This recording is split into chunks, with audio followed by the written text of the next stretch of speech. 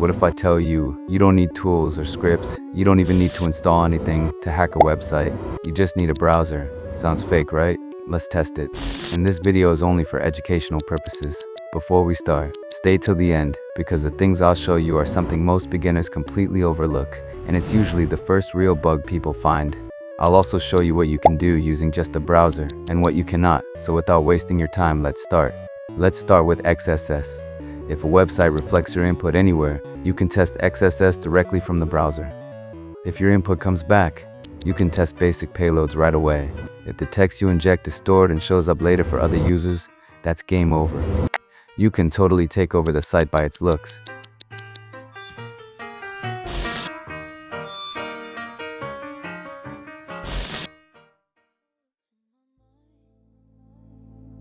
Flicker glitch then realign every smile you left behind.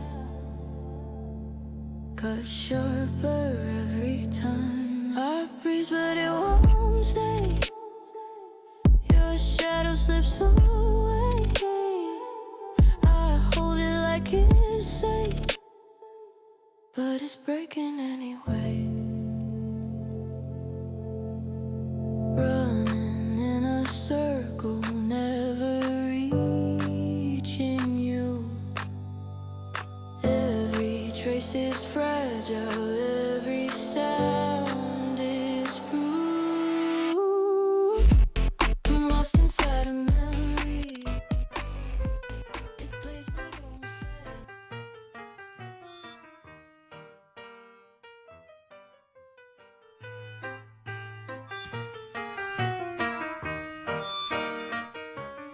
Now let's talk about file upload.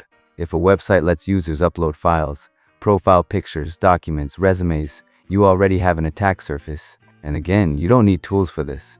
You can test things like changing file extensions or by uploading renamed files. If website accepts one of these things, then you can upload your shell on the browser and execute your commands. You can simply take over the site, and all of this can be tested using just the browser. They flicker glitch then realign every smile you left behind. Cut sharper every time I breathe, but it won't stay. Your shadow slips away.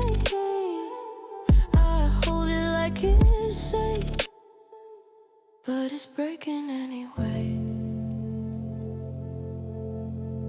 Running in a circle, never reaching you.